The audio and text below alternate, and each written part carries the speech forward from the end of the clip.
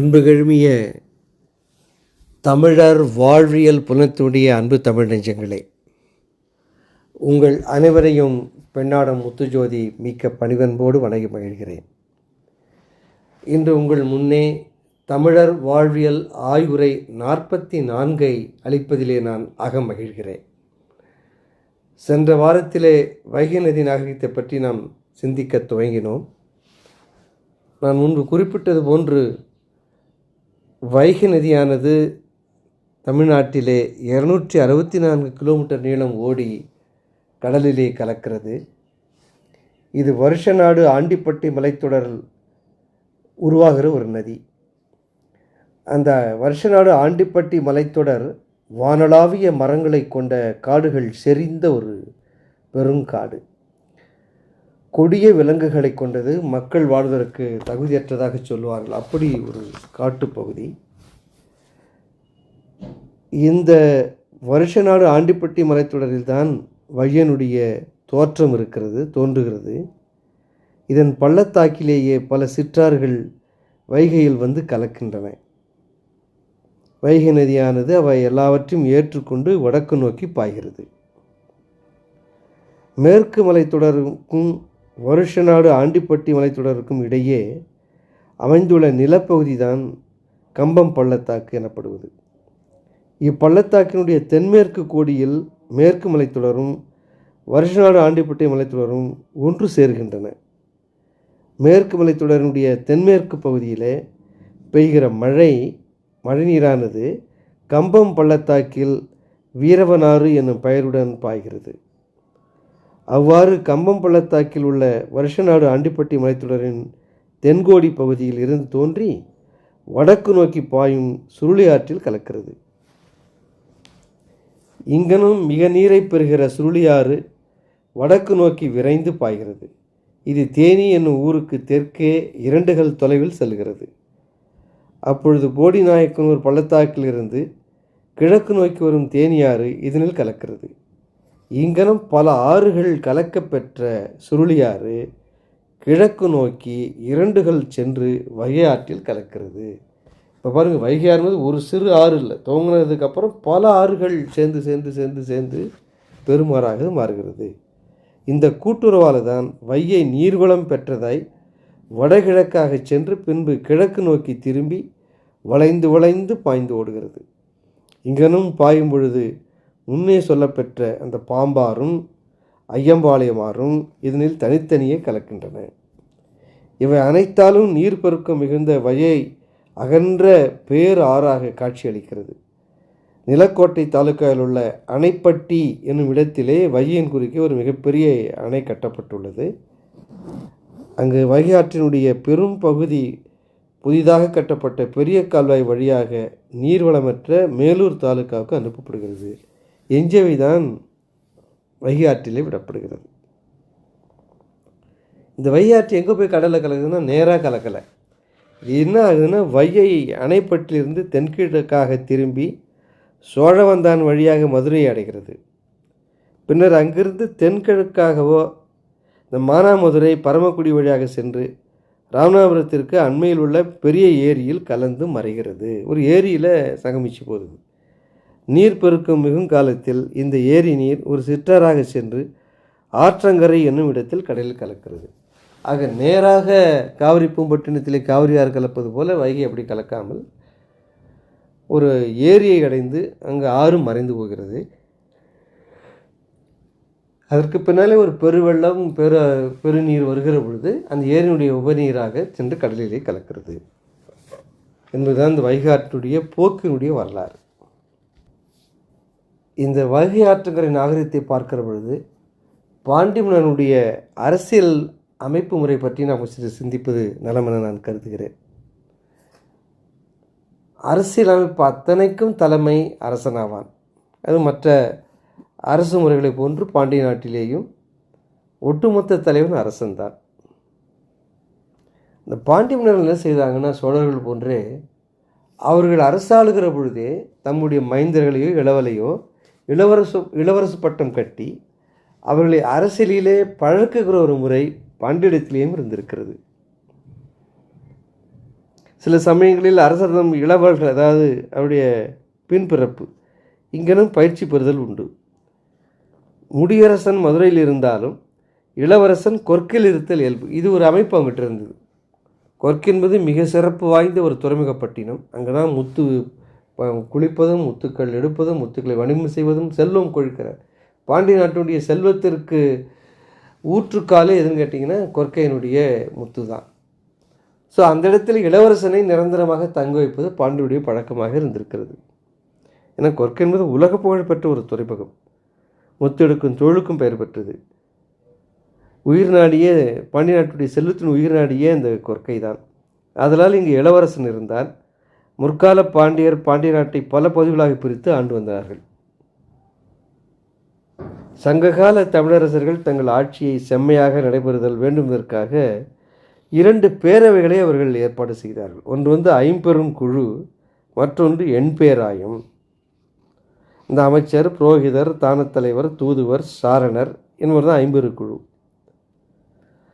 கரணத்தியலவர், கரும விதிகள், கனக சுற்றம், கடைக்காப்பாளர், நகரமாந்தர், படைத்தலைவர், பரிவீரர், கரிவீரர் என்பவர் எண்பேராயத்தினர். இந்த தூதர் யாருன்னா எல்லாருக்கும் தெரிஞ்சிருக்கும். அரசன் ஆணையை பெற்று அரச காரியங்களை வேற்றரசிடம் சென்று தெரிவிப்பார், அவர் தான் தூதர். சாரணர் யாருன்னு கேட்டிங்கன்னா இந்த ஒற்றர்.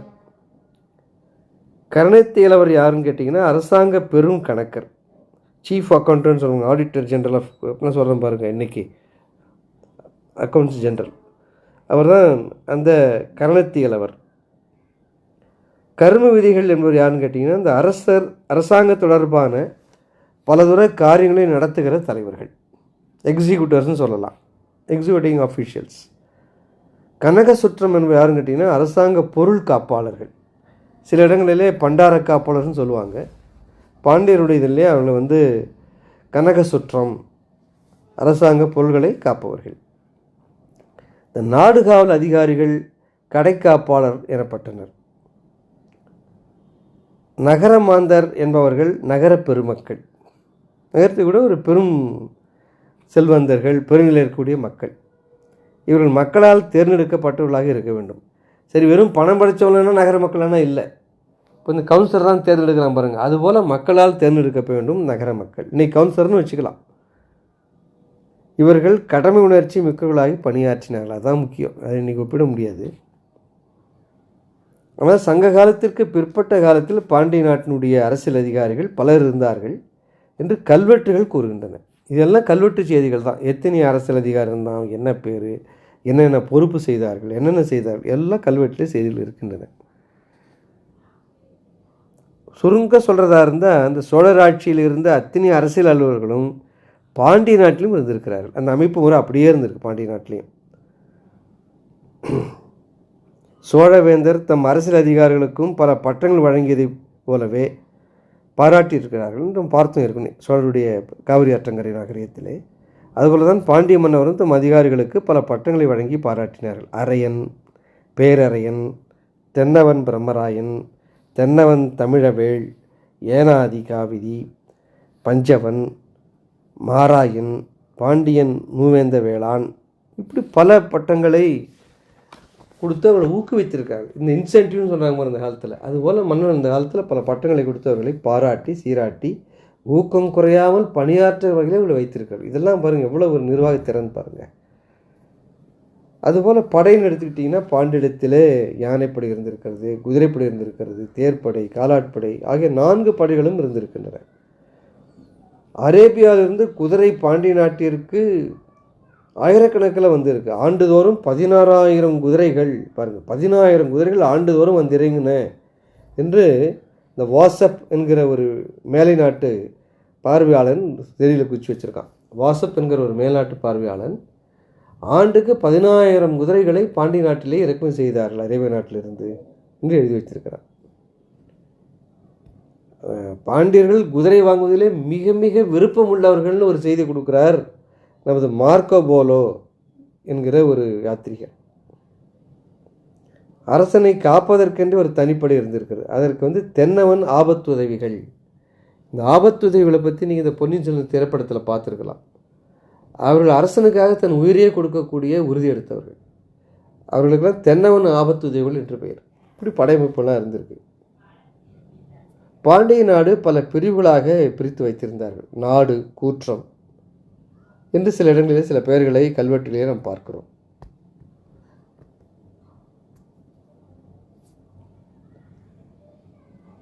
அது பெரிய பெரிய நாடுகளை தன்னகத்தே கொண்டு இருக்கிற விளங்கிய நிலப்பரப்புக்கு, பெரு நிலப்பரப்புக்கு வளநாடு என பெயர் என்று நம்ம கிட்டத்தட்ட நீங்கள் காவிரி நாட்டு நாகரிகம் மாதிரியே தான் இருக்கும். கொற்கை சூழ்ந்த பெருநில பகுதிக்கு மதுரோதய வளநாடு என்று ஒரு பெயர் இருந்திருக்கிறது. ஒவ்வொரு நாடும் பல ஊர்களை கொண்டது. இதுதான் அவனுடைய ஊர் முறைகள் அவங்களுக்கு. அதுபோல் ஊரவைனா பஞ்சாயத்து மாதிரி நம்ம சோழர் பார்த்தது போலவே ஊர்தோறும் ஊரவை இருந்தது. வில்லேஜ் பஞ்சாயத்துன்னு வச்சுக்கலாம். அதை சோழ நாட்டில் நடைபெற்ற ஊராட்சியே பாண்டிய நாட்டிலும் நடைபெற்றது. ஊர்தோறும் ஆவணக்களரி, ரிஜிஸ்டர் ஆஃபீஸ் நான் சொன்னேன். அந்த ஆவணங்களை தான் எடுத்து சேமித்து வைக்கிற ஒரு இடம். ஊர்தோறும் ஆவணக்களரி இருந்தது. சோழ நாட்டில் இருந்தது போலவே பிரம்மதேயம் முதலிய மறையவர்கள் ஊர்கள் இருந்தன. தேவதானமாக விடப்பட்ட ஊர்கள் சிலவும் இருந்தன. சிவன் கோயிலுக்கு விடப்பட்ட நிலங்களின் எல்லைகளில் திரிசூலம் பொறிக்கப்பட்ட கற்கள் நடப்பட்டன. பெருமாள் கோயிலுக்கு வழங்கப்பட்ட நிலங்களில் எல்லைகள் சக்கரம் பொறிக்கப்பட்ட கற்கள் நடப்பட்டன. சமணர்களுக்கும் பௌத்தர்களுக்கும் இறைலியாக வழங்கப்பட்ட நிலங்களும் இருந்தன. புலவர்களுக்கு முற்றூட்டாக வழங்கப்பட்ட நிலங்களும் சிற்றூர்களும் கல்வெட்டில் காணப்படுகின்றன. இதில் குறிப்பாக நாங்கள் சொல்லணும், ஒரு வேளாண்குடியை சார்ந்து இருந்ததாலே சென்ற ஆண்டுலாம் எங்கள் நிலத்தெல்லாம் அளக்கிறதுக்கு நாங்கள் சர்வேயர்லாம் பணம் கட்டி வரவழைச்சிருந்தோம். அப்போ என்ன செய்கிறாங்கன்னா, நிலத்தில் இருக்கிற ஒரு கல் மட்டும் அவங்க பார்க்குறது, எங்கேயோ தூரம் இருந்து சில கல் ரெஃபரன்ஸ் மாதிரி அங்கேருந்து கொண்டு வராங்க. அந்த கல் தான் நிலையான கல். ஏன்னா இப்போ நிலத்தில் இருக்கிற கல்லாம் 4 அடி 5 அடி ஆழ்ந்தான். ஏறு ஓட்டுக்கிற பொழுது ஒரு கடப்பரை வச்சு தோண்டிடலாம், அல்லது ஒரு டிராக்டருக்கு வேகமாக போனால் கூட அந்த கல் வெளில வந்துடும். ஆனால் இந்த மூலக்கல் இருக்குது பாருங்கள், அது 8 அடி 9 அடி ஆழம் நீட்டாக தூணு மாதிரி இருக்குது. அது சில கல் இந்த மாதிரி வட்டமாக சக்கரை மாதிரி போட்டுருக்கு. இப்போ இது படித்ததுக்கப்புறம் தான் எனக்கு தோணுச்சு, ஓஹோ இதுதான் அந்த வைணவன் கோயில்களை விடப்பட்ட நிலம். அதுபோல் சில கல்கள் எங்கள் ஊரில் மூலக்கல்லில் சூலம் குறி போட்டிருக்கு பாருங்கள். இப்போ கல்வெட்டில் வர செய்தி இன்றைய வரையில் பழக்கத்தில் இருக்குது பாருங்கள். அந்த வெள்ளக்காரங்காலத்தை இதெல்லாம் மாற்றலாமல். இந்த ஊரவைகள் தான் இந்த ஊர் வழக்குகளை எல்லாம் தீர்த்து வைத்தது. பெரிய வழக்குகளாக இருந்தால் உயர் அலுவலக அரசாங்க அலுவலர்களை தீர்த்து வைத்திருக்கிறார்கள். இதான் கோர்ட்டுங்க. இதெல்லாம் எப்படி சோழர்களுக்கு புலி இலச்சினையாக இருந்ததோ அதுபோல் பாண்டியர்களுக்கு இலச்சினை இந்த கயல் மீன் கொடி தான் அவர்கள் இலச்சினை. அவர்கள் அந்த கொற்கையிலே வெளிநாட்டில் வந்த இறங்கிய பொருள்களும் சரி, பாண்டிய நாட்டிலிருந்து மற்ற நாடுகள் போகிற பொருள்களுக்கும் சரி அந்த மீன் இலச்சினையை பொறித்திருக்கிறார்கள் என்கிற செய்தி இலக்கியங்களே வருகிறது. ஆக இந்த பண்டக பொதிகள் மீதும் இறக்குமதியான பண்டக பொதிகள் மீதும் மீன் இலச்சினை இடப்பட்டது. அரசாங்க ஆணைகள் மீதும் மீன் பொறிக்கப்பட்டது. பாண்டியனுக்கு மீனவன், மீனக்கொடியோன் என்ற பெயர்கள் எல்லாம் அவனுக்கு வழங்கியிருக்கின்றன. அதுபோல் நாணயங்களில் பெரும்பாலும் பொன்னாலும் செம்பாலும் செய்யப்பட்டதாக இருக்கிறது. அரசனுடைய பெயரை நேராக பொறிக்காமல் அரசனுடைய பட்டங்கள் அங்குதான் வைத்திருக்கிறார்கள். வாளால் வழிமுறைத்தோன், தலையாளான், இப்படி பல பட்டப்பெயர்களை தான் இந்த பொற்காசுகளிலே செப்புக்கரமாக பார்க்க முடிகிறது. அதாவது விருது பெயர்களை தான் பொறித்திருக்கிறார்கள். பொன் என்பதும் காசு என்பதும் நாணயங்களுடைய பெயர்கள். 10 பொன் கொண்டது ஒரு காசு. சில விஜயநகர வேந்தனுடைய நாணயங்களும் கூட, நாயக்கர் நாணயங்களும் கூட கொற்கை, காயல் முதல் இடங்களிலே நிறைய தோண்டி எடுத்திருக்கிறார்கள். சோழ பேரரசர்கள் காசுகளும் மீதியாக கிடைக்கின்றன. அப்போ என்ன அர்த்தம்னா, சேர சோழர்கள்லாம் கூட எல்லாம் கலந்து வாணிபம் செய்திருக்கிறார்கள் என்பதை இது காட்டுகிறது. அளவை முறைன்னு எடுத்துக்கிட்டோம்னா, சோழ நாட்டு அளவைகள் போன்றவையே பெரும்பாலும் பாண்டிய நாட்டிலும் வழங்கி வந்தன என்பது கல்வெட்டால் நாம் அறிய முடிகிறது. சுந்தரபாண்டியன் காலத்தில் நிலம் அளக்க பயன்பட்ட கோலுக்கு சுந்தரபாண்டியன் கோல் என பெயர் இருக்கிறது. இது 24 அடி நிலமுடையது. அதுபோல் குடிதாங்கி கோல் என்ற ஒரு கோலும் வழக்கில் இருந்திருக்கிறது. காணம், கழஞ்சு, குன்றி என்பன பொன் முதலியவற்றை நிறுக்க பயன்படுத்தப்பட்ட அளவைகள். சர்க்கரை முதலிய பொருள்களை பலம், துலாம் எனும் நிறைக்கற்களால் நிறுக்கப்பட்டிருக்கின்றன. இந்த துலாம், பலம்லாம் நான் சிறுபிள்ளையாக இருந்த கூட பழக்கத்தில் இருக்குது. இப்போ தான் அதெல்லாம் அருந்து போச்சு இந்த மெட்ரிக் சிஸ்டம் வந்ததுக்கப்புறம். நான் சிறுபிள்ளையாக இருக்கும் பொழுது கிராமங்கள் முழுவதும் பலம் துலாம் தான் இருத்தல். அதுபோல் சோழர் ஆட்சியில் இருந்த வரிகள் அனைத்தும் பாண்டிய நாட்டிலும் வழக்கில் இருந்தன என்று பெரும்பாலும் அப்படியே சொல்லலாம். எந்த மாறுபாடும் பெரும்பாலும் இல்லை. தொழில்னு எடுத்துக்கிட்டோம்னா முத்து கொளித்தல்,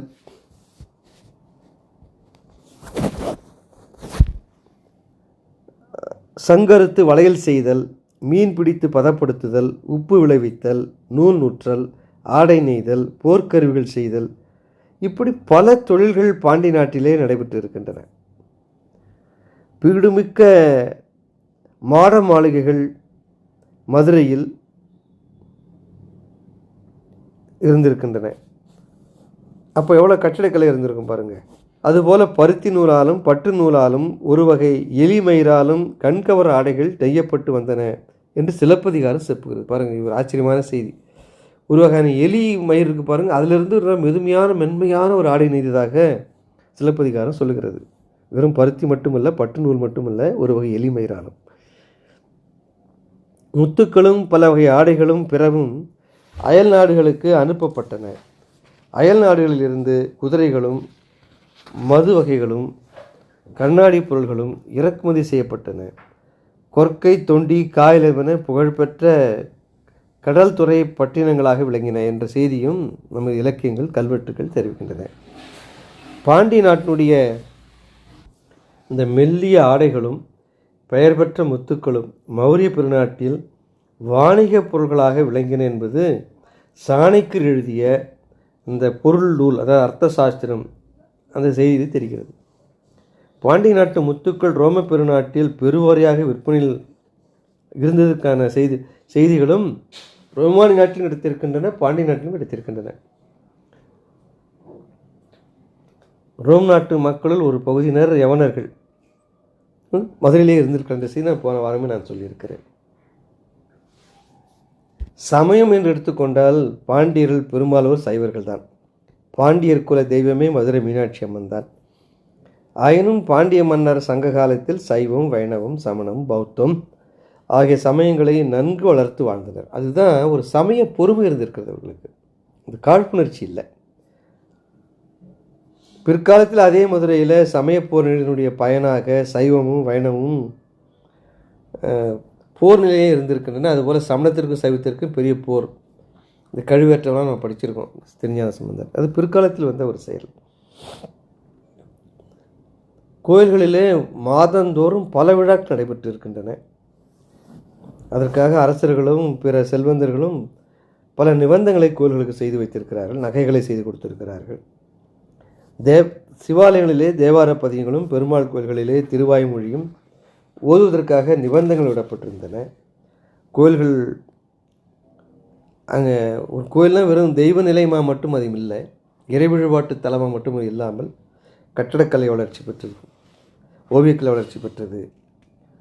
அதில் பல செப்பு தொழில், கைத்தொழில், இப்படி பலவிதமான தொழில் வளர்ச்சிக்கும் இந்த கோயில்கள் பயன்பட்டிருக்கின்றன என்று நான் ஏற்கனவே சோழ வரலாற்றில் சொல்லியிருக்கிறேன். கோயிலுடைய சுவர்களிலே புராண கதைகள் ஓவியங்களாக தீட்டப்பெற்றமையால் ஓவியக்கலை ஓங்கி வளர்ந்திருக்கிறது. சமய தொடர்பான பாடல்களை பாட இசை வாணிகளும் நடனமான ஆடு மகளிரும் இந்த கோயில்களிலே இடம்பெற்றிருந்திருக்கிறார்கள். அதனால் நடனமாட ஆடு மகளிர் கோயில்களிலே இடம்பெற்றிருக்கிறார்கள். இவ்வாறு கோயில்களால் பொதுமக்களிடம் பக்தி வளர்ந்ததோடு மட்டுமல்லாமல் கட்டிடக்கலை, சிற்பக்கலை, ஓவியக்கலை, இசைக்கலை, நடனக்கலை எல்லாமே வளர்ச்சி பெற்றிருக்கின்றன. ஒரு கோயில் எத்தனை பயன்பட்டுருக்கு பாருங்கள். கோயில்களிலே நூல் நிலையங்கள் கூட இருந்திருக்கின்றன. நூல் நிலையங்கள், லைப்ரரி, ஆக கோயில்களிலே நூல் நிலையங்களும் இருந்தன. தேவார பள்ளிகள் இருந்தன.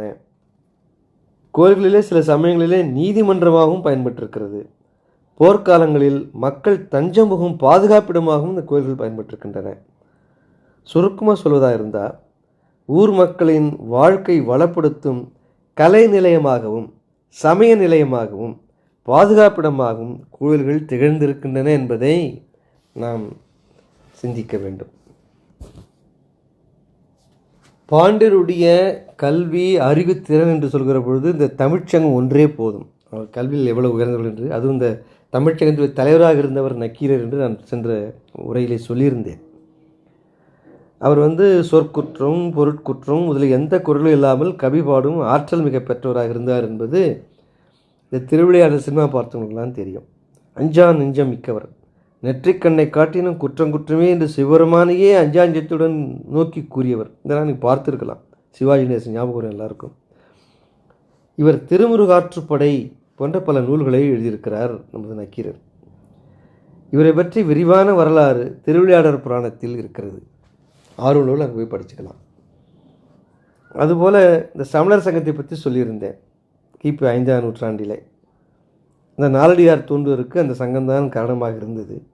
400 சமண முனிவர்கள் அறம் பொருள் இன்பம் பற்றி இயற்றிய 400 பாடல்களுடைய தொகுதி தான் நாலடியார் என்பது. அதனால் இந்த தன்னுடைய தன் அகங்காரம் ஆணவத்தில் சிக்கி தவிக்கிற தன் வாழ்வை இழக்கிற அவலமாக்கி கொள்கிற மனிதனுக்கு நல்லறிவு புகட்டி அவனை நல்ல நெறியில் ஊய்விக்கிற நூல் தான் அந்த நாலடியார் என்பதை நாம் ஞானிகள் கொள்ள வேண்டும். சங்க நூல்கள்னு பார்க்குறப்ப அரசனே பல சங்க பாடலை பாடியிருக்கணும் நான் பல முறை சொல்லியிருக்கிறேன். ஆக இந்த பாண்டிய அரசர்களில் மிக சிறப்புடையவனாக விளங்கிய பாண்டியன் நெடுஞ்செழியனை பாட்டுடை தலைவனாக கொண்டு காவிரிப்பூம்பட்டினத்து பொன் வாணிகனார் மகனார் நம்பூதனார், மதுரை கணக்காயனார் மகனார் நக்கீரனார், மாங்குடி மருதனார். அப்போ பாருங்கள் என்ன பாட்டு பாடுறாங்க. தாட்டுடை தலைவன் யாருன்னு கேட்டிங்கன்னா பாண்டியன் நெடுஞ்செழியன் தான். ஆனால் ஒரு பாண்டிய மன்னனை பாடியவர் காவிரிப்பூம்பட்டினத்து புலவர். அதை ஞாபகம் வச்சுக்கணும் நம்ம. அப்போ அங்கே நாடு வேறுபாடு இல்லை பாருங்கள். ஆக பாண்டிய நெடுஞ்செழியனை 3 புலவர்கள் பாடுகிறார்கள். முதற் புலவர் காவிரிப்பூம்பட்டினத்து பொன் வாணிகனார் மகனார் நப்பூதனார். பொன் வாணிகனார் மகனார் நப்பூதனார். அவர் என்ன பாடுறாருங்க, முல்லைப்பாட்டை பாடுறார். இது சங்ககால பாடல். அதுபோல் மதுரை கணக்காயனார் மகனார் நக்கீரனார். அவர் என்ன பாடுறாருங்க, நெடுநல்வாடை பாடுகிறார். மாங்குடி மருதனார் மதுரை காஞ்சியை பாடுகிறார். ஆக இந்த 3 புலவர்கள் காவிரிப்பூம்பட்டினத்து பொன் வாணிகனார் மகனார் நப்பூதனார், மதுரை கணக்காயனார் மகனார் நக்கீரனார், மாங்குடி மருதனார், இந்த 3 பேரும் முறையாக முல்லைப்பாட்டு, நெடுநல்வாடி, மதுரை காஞ்சி என்ற 3 நூல்களை பாடுகிறார். மிக சிறப்பான சங்ககாலத்து நூல்கள். ஆக இந்த காவிரிப்பூம்பட்டினத்து பொன் வாணிகனார் மகனார் நப்பூதனார் பாடிய முல்லைப்பாட்டிற்கு பாருங்கள். அது தலைவன் நெடுஞ்செழியன் போரை முன்னிட்டு தன் நாட்டை விட்டு புறப்படுகிறான். அதை பற்றி பாடுகிற ஒரு பாடல். அவன் தன் மனைவியிடம் யான் வருமளவும் ஆற்றியிரு என்று கூறி செல்கிறான். அவன் பகைவரை வென்று அடக்க போருக்கு சென்ற பின்னர் தலைவி வருந்துகிறார். அந்த வருத்தத்தையும் நூலில் படம் பிடித்து காட்டுகிறார். அவன் வினையும் உடித்து வருதல் உறுதி, நீ வருத்தம் கொள்ளாதே என்று முதுப்பெண்டீர் கூறுதலும். வயசான பெண்கள்லாம் சொல்கிறாங்க, அவன் கண்டிப்பாக வெற்றி பெற்று வருவானம்மா, மாதேவியே நீ வருந்தாதே, நீ வருந்தற்க என்று சொல்லுகிறார்கள். முதுப்பெண்டீர் சொல்லுவதும் இந்த முல்லைப்பாட்டிலே வருகிறது. ரொம்ப அழகான நூல் அது. நண்பர்கள் படித்து பார்க்கணும் அதை. அது கேட்ட அவள் தலைவன் வந்த பின்பு உண்டாக இருக்கும் தம் வாழ்க்கையை எண்ணி பார்த்து அமைதியாக இருக்கிறார். அப்போ நினைக்கிறார், ஓ தலைவன் வந்துடுவான், மன்னன் திரும்பி வந்து விடுவான், வந்தாலும் எப்படி அமைதியாக இன்பமாக இருப்போம் என்று எண்ணி பார்த்து மனமாறுதல் அடைகிறாள். அந்த செய்தியும் இந்த நூலிலே இருக்கிறது. தலைவன் போர் முடித்து வருகிறான், அந்த செய்தி எப்படி அந்த பாண்டியன் நெடுஞ்செழியன் போரை வெற்றிகரமாக முடித்து திரும்புகிறான்ங்கிற செய்தியும் அந்த நூலிலே வருகிறது. அது கண்டு தோழி முதலானோர் ஒருவருக்குள் பேசிக்கொள்வதும் இன்ப கிளர்ச்சியும் மகிழ்ச்சியும் துள்ளலும் எல்லாம் அந்த நூலிலே செய்திகள் இந்த பாட்டிலே வருகின்றன. இதுதான் முல்லைப்பாட்டு. அதுபோல் மதுரை காஞ்சி. அந்த மதுரை காஞ்சிலே பாண்டியனுடைய சிறப்பு, நெடுஞ்செழியனுடைய போர்த்திறன், பாண்டி நாட்டுடைய பெருமை, மதுரை நகரினுடைய மாண்பு, வீடு பேர் விரும்பும் வேந்தனது செயல்முறை, இதில் எல்லாவற்றையும் மதுரை காஞ்சி படம் பிடித்து காட்டுகிறது. பாண்டியன் நெடுஞ்செழியனை நோக்கி மாங்குடி மருதனார் கூறியதாக இப்பாடல் அமைந்திருக்கிறது. அதுபோல் நெடுநல்வாடை அடுத்தது அதே பாண்டியனை பற்றி பாடிய அடுத்தது ஒரு பாடல். அது நெடுஞ்செழியன் பகைவரோடு போர் புரிய செல்கிறான். அவனை பிரிந்து வருந்தினாள் தலைவி. அவளது வருத்தம் நீங்கும்படி பாண்டியன் பகை முடித்து கடிதில் மீள்வானாக என்று கொற்றவே வேண்டும் ஒருத்தி கூறியதாக பாண்டிய நெடுஞ்செழியன் மீது மதுரை கணக்கனார் பாடுறார்.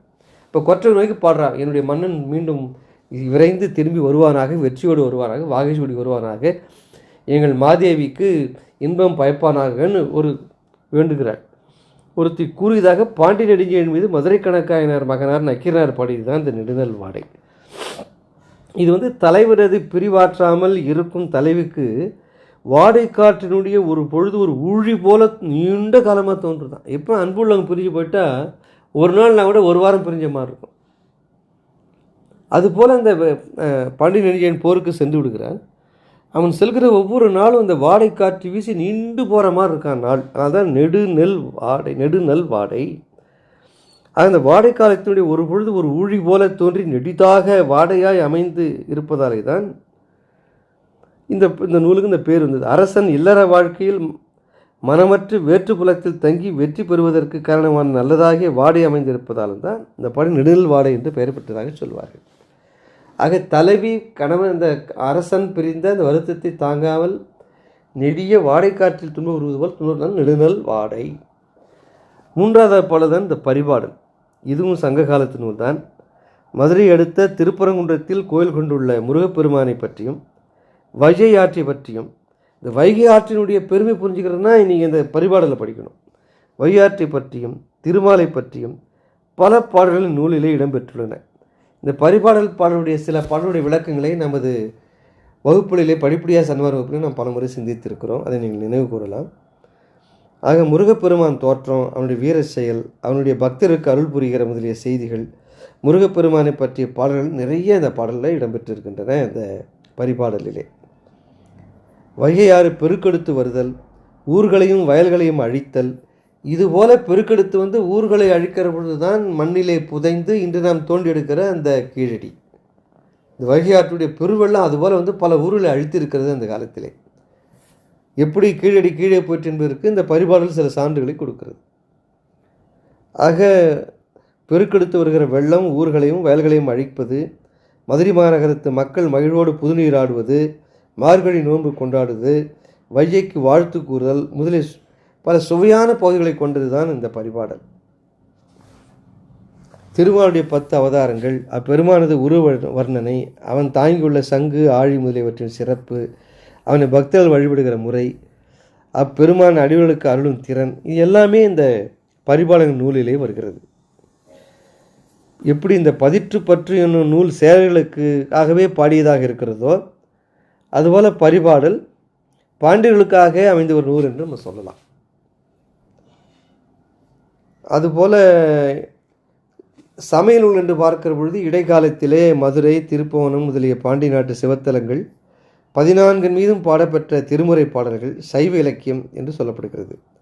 திருவாசகத்தினுடைய பெரும்பகுதி பாண்டி நாட்டிலே தான் பாடப்பட்டது. இப்பாக்கள் பல்லவர் காலத்தில் பாண்டிய நாட்டு ஊர்கள், கோயில்கள், சைவ சமயம் பற்றிய செய்திகள் விளக்கமாக அந்த செய்தியில் இருக்கின்றன. இவ்வாறே பெரியாழ்வார், ஆண்டாள், நம்மாழ்வார் முதலிய பாண்டிய நாட்டு ஆழ்வார்கள் அருளி செய்த பாடல்கள் பாண்டிய நாட்டு வைணவ தலங்கள் அமைப்பையும் சிறப்பையும் வைணவ சமயத்தினுடைய கொள்கைகளையும் வழிபாட்டு முறைகளையும் நன்கு தெரிவிக்கிற நூலாக இந்த வைணவ நூல்கள் திகழ்கின்றன. அடுத்தது கல்லாடம். இந்த கல்லாடர்னு ஒரு புலவர், அவர் இடைக்கால புலவர், இந்நூலை பாடியுள்ளார். பாண்டி நாட்டு தலங்களில் சில விவரங்களும் மதுரை நகரனுடைய சில விவரங்கள் பலவும் சிவபெருமான் செய்த திருவிளையாடல்கள் பலவும் இந்த நூலிலே இடம்பெற்றுள்ளன. இடையிடையே சைவ சமய கொள்கைகள், மக்கள் பழக்க வழக்கங்கள் முதலில் நூலிலே வரும். அடுத்து திருவிளையாடற் பானை நம்ம பிரிக்க வேண்டிய ஒரு நூல். முதலில் சிவபெருமான் செய்த 64 திருவிளையாடல்களை விளக்கி கூறும் புராணங்கள் 2 தமிழ் இருக்கின்றன. திருவிளையாடல் புராணம் காலத்தால் முற்பட்டது தான் அந்த நம்பி என்பவர் பாடிய திருவிளையாடல் புராணம். பெரும்பற்ற புலவர் நம்பி என்பவர் இந்நூலை செய்தவர். இது ஏறத்தாழ 2000 செய்யுட்களை உடையது. இது கிபி 11ஆம் நூற்றாண்டில் செய்யப்பட்டது. அடுத்தது 16ஆம் நூற்றாண்டில் இந்த பரஞ்சோதி முனிவர் என்பவர் செய்துதான் மிக விரிவாக பண்ண திருவிளையாடல் புராணம். இது ரொம்ப சிறப்பாக பெரும்பாலும் பள்ளி பாடங்களிலே கூட வரக்கூடிய பாடல் இது திருவிளையாடல் பாடல். இது 16ஆம் நூற்றாண்டில் செய்யப்பட்டது. இது இரண்டுமே, இந்த 2 திருவிளையாடல் புராணங்களும் பாண்டி நாட்டுடைய கருவூலங்கள், வைகை ஆற்றின் கரையினுடைய நாகரிகத்தினுடைய செய்திகளாக இந்த 2 புராணங்களும் இருக்கின்றன. அடுத்து தஞ்சைவாணன் கோவை. இது மாணிக்கவாசகர் பாடிய திருக்கோவையாரை அடுத்தது உள்ள சிறப்புள்ள ஒரு கோவை. இதுதான் மிக சிறப்புடையது திருக்கோவை. அதற்கு அடுத்த நிலையை பார்த்து புகழப்படுவது இந்த தஞ்சைவாணன் கோவை என்பது. அது தஞ்சாக்கூர்ங்கிற ஊர். அது மதுரை மாவட்டத்து வையாற்றுடைய தென்பால் இருக்கிற ஊர். அது தஞ்சாக்கூர். அதை தலைநகரமாக கொண்டு மாறை நாட்டை ஆண்டு வந்த தஞ்சைவாணன் என்கிற மன்னனை பாட்டுடை தலைவனாக கொண்டு பாடப்பெற்றுத்தான் இந்த தஞ்சைவாணன் கோவை. இதனை பாடியவர் பொய்யாமொழி புலவர். இவர் 13ஆம் நூற்றாண்டை சார்ந்தவர். சொற்செறிவும் பொருட்செறிவும் பாடல் நயமும் மிகுந்து விளங்குவது தான் இந்த நூல் என்று. அதனால தான் நூல் மிகவும் அனைவராலும் பாராட்டப்படுகிற ஒரு தஞ்சைவாணன் கோவை என்பது சிறப்புள்ள ஒரு கோவை. கோவை நூல்களிலே இந்த திருக்கோவையார் என்ற அந்த கோவைக்கு அடுத்த நூலாக மிகவும் பெருமையாக போற்றப்படுகிற நூல் இந்த தஞ்சைவாணன் கோவை. இதையும் நமது அன்பர்கள் படிக்க வேண்டும். அடுத்தது குமரகுருபரர். அவர் திருவநாயக்கர் மதுரை ஆண்ட பொழுது 17ஆம் நூற்றாண்டில் குமரகுருபர் வாழ்ந்தார். அவர் தான் அந்த நிறைய பக்தி பாடல்களை பாடியிருக்கிறார். அவற்றுள் மீனாட்சி அம்மை குரம், மீனாட்சி அம்மை பிள்ளைத்தமிழ், இது ரெண்டும் மிக சிறப்பானது. நான் சொல்கிற நூல்கள்லாம் ஒரு தடையாவது வாங்கி படிச்சிடணும் நமது அன்பர்கள். இவற்றின் பாடல்கள் தேனினும் இனியுமாக பக்தி சுவை சொட்ட சொட்ட, தமிழ்ச்சுவை சொட்ட சொட்ட பாடப்பெற்ற நூல்கள். இது சிவநெறிச்சல்கள் மட்டுமல்ல, தமிழ் புலவர்களும் விரும்பி படிக்கிற அனுபவிக்கிற ஒரு நூல் அது. அதுபோல் மாணிக்கவாசகர் பிறந்து வளர்ந்தது திருவாதூர். அதை பற்றி திருவாதூர் புராணம் ஒரு புராணம். அவர் பெரிதும் விரும்பி வழிபட்ட உத்தரகோசமங்கை, உத்தரகோசமங்கை பற்றிய புராணம். இதெல்லாம் உள்ளத்தை உருக்கக்கூடிய புராணங்கள். இதெல்லாம் நமது மாணிக்கவாசகர் சம்பந்தப்பட்ட புராணங்கள். அதனால இதெல்லாம் என்னென்னா, இதெல்லாம் படிக்கிறப்போ அந்த காலத்தில் இருக்கக்கூடிய மக்களுடைய வாழ்க்கை முறை, மக்களுடைய பழக்க வழக்கங்கள், ஆடை அணிகள், நாகரிகம், பண்பாடு எல்லாவற்றையும் இந்த நூல் மூலமாக தெரிஞ்சுக்கலாம். இதுதான் நம்முடைய பாண்டியருடைய இது. அவருடைய கலைச்சிறப்பை பற்றி நான் அடுத்த வாரத்தில் தொடர்கிறேன். நன்றி, வணக்கம்.